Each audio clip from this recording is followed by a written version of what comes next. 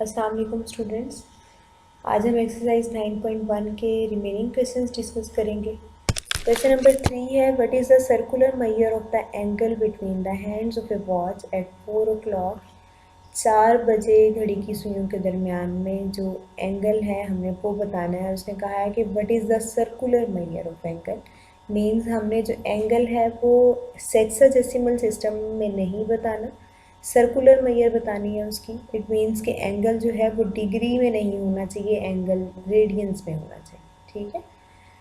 अब first of all angle between hands of watch at 12 o'clock कितना होगा कि 12 बजे से एग्जैक्ट हमारे पास जो एंगल बनेगा सुइयों के दरमियान में, क्योंकि दोनों सुइयाँ 12 पे होंगी, इट मीन्स कि पूरा जो एंगल है वो 360 डिग्रीज बन जाएगा। ठीक है। अब जब 1 o'clock पे निकालेंगे angle between hands of a watch at 1 o'clock, तो इस 12 को हम इधर डिवाइड कर देंगे 360 पे, हमारे पास आ जाएगा 30 डिग्रीज।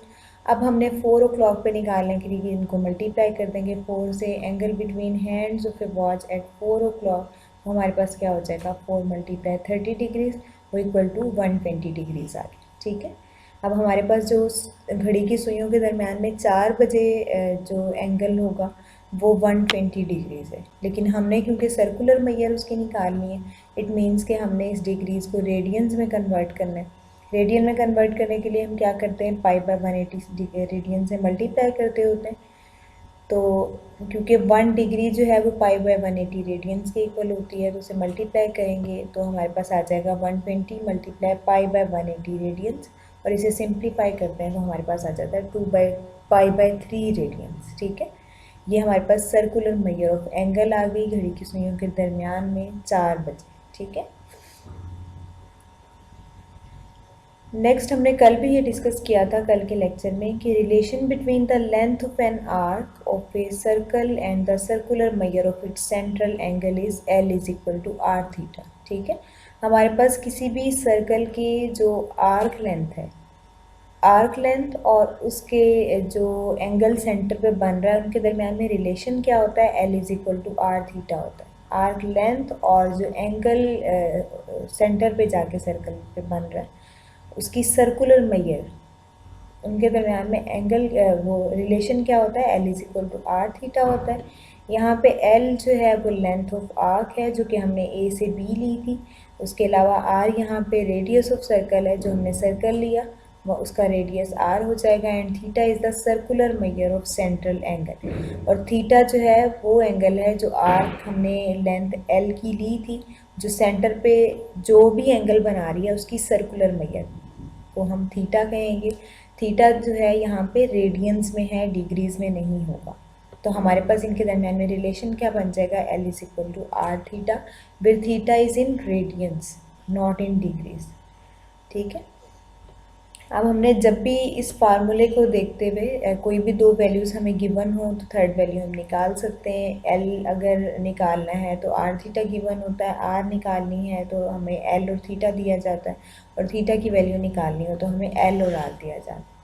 क्वेश्चन नंबर 4 है एक्सरसाइज 9.1 से, find theta when L is equal to 1.5 centimetre and R is equal to 2.5 centimetre. अब हमारे पास ये दो वैल्यूज़ दी गई हैं, जो गिवन है वो L इक्वल टू 1.5 सेंटीमीटर है, R इक्वल टू 2.5 सेंटीमीटर, और थीटा हमने फाइंड आउट करना है। तो हमारे पास हमें पता है कि फार्मूला क्या होता है, L is equal to R theta. अगर हमने थीटा की वैल्यू निकाली है तो L ओवर R हो जाएगा, theta equal to L over R। Values put करते हैं, L इक्वल टू 1.5 था और R हमारे पास 2.5 था, और अब यहाँ से आंसर हमारे पास रेडियंस में आना है। ठीक है। डिवाइड करेंगे तो हमारे पास आ जाएगा theta equal to 0.6 radians. Next question number 5 है कि find L when theta equal to 65 degrees 20 minutes and R equal to 18 millimetre. अब यहाँ पे थीटा हमारे पास 65 डिग्रीज 20 मिनट्स दिया हुआ है। ठीक है। थीटा का आपने लाजमी इस चीज़ का ध्यान रखना है कि जो थीटा हमारे पास दिया हो वो रेडियंस में होना चाहिए। तो यहाँ पे हमारे पास जो एंगल दिया हुआ है वो डिग्री और मिनट में दिया हुआ है, मीन्स सेक्साडेसिमल सिस्टम में दिया हुआ है। हम उसकी सर्कुलर मेजर निकालेंगे, रेडियंस में लेके जाएंगे। उसके लिए हम क्या करते हैं, कि जो भी एंगल डिग्रीज़ में होता है उसे हम डायरेक्टली रेडियन में लेके जा सकते हैं, इसी तरह से रेडियन से डायरेक्टली डिग्रीज़ में आ सकते हैं। लेकिन अगर कोई एंगल मिनट्स या सेकंड्स में दिया होता है तो हम डायरेक्टली वहाँ से रेडियन में नहीं जा सकते। हम क्या करते हैं, सबसे पहले मिनट्स या सेकंड्स में जो भी दिया हुआ है उस पार्ट को हम डिग्री में लेके जाते हैं, डिग्री से फिर हम रेडियन में मूव करते हैं। यहाँ पे हमारे पास है theta equal to 65 degrees 20 minutes. सबसे पहले उसे सेपरेट कर लेते हैं, theta equal to 65 degrees plus 20 minutes हो गया। अब ये जो मिनट्स हैं इसे हम डिग्रीज़ में कन्वर्ट करेंगे। मिनट से डिग्रीज़ में जाने के लिए हम 60 पे डिवाइड करते होते हैं, क्योंकि एक डिग्री में 60 मिनट होते हैं। तो हमारे पास आ जाएगा theta equal to 65 degree plus 20 divided by 60 degrees. अब ये जो पार्ट है ये भी 6 डिग्रीज़ में आ जाएगा। डिवाइड किया, हमारे पास आ गया 65 डिग्री प्लस 1/3। एलसीएम लेते हैं, सिंप्लीफाई किया, हमारे पास 196/3 डिग्रीज़ आ गया। ठीक है, अब जब ये डिग्रीज़ में आ गया तो अब हमने इसे सर्कुलर मैयर में लेके जाना है, मीन्स रेडियन में लेके जाना है। रेडियन में लेके जाने के लिए हम इसे π/180 से मल्टीप्लाई करेंगे, तो यहाँ पे आ जाएगा theta equal to 196 divided by 3 multiply π/180। Pi की वैल्यू पुट करते हैं, 3.1415 होती है, और इसे सिंप्लीफाई करते हैं तो थीटा इक्वल टू 1.1402 आ गया। ठीक है, आर हमारे पास पहले से गिवन है, आर इक्वल टू 18 मिलीमीटर्स है।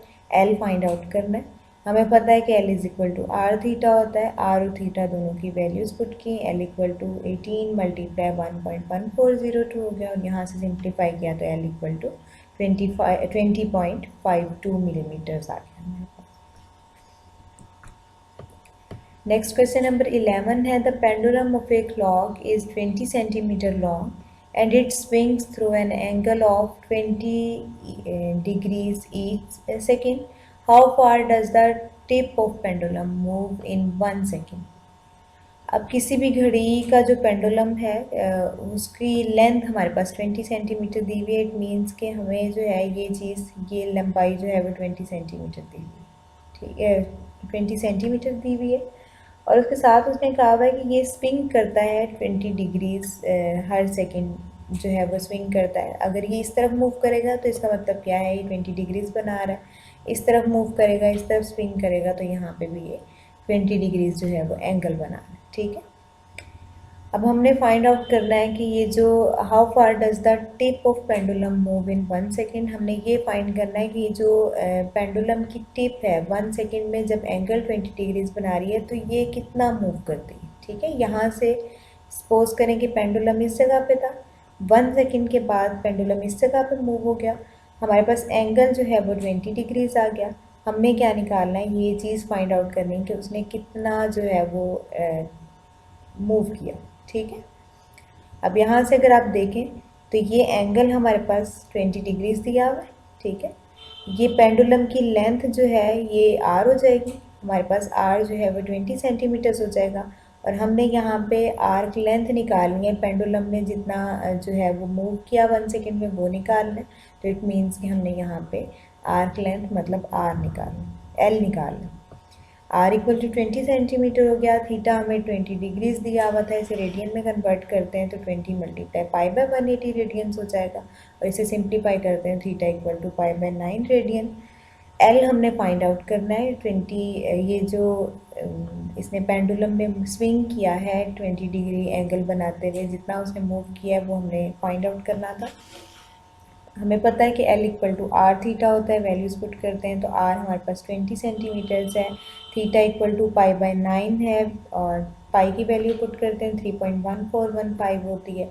सिंप्लीफाई किया तो हमारे पास एल इक्वल टू 6.98 आ गया, सेंटीमीटर आ गया। ठीक है, ये एक्सरसाइज 9.1 के क्वेश्चंस आपने इससे रेलिवेंट सारे करने। एक्सरसाइज कंप्लीट है, नेक्स्ट एक्सरसाइज इंशाल्लाह कल से स्टार्ट करेंगे। थैंक यू सो मच, अल्लाह हाफिज़।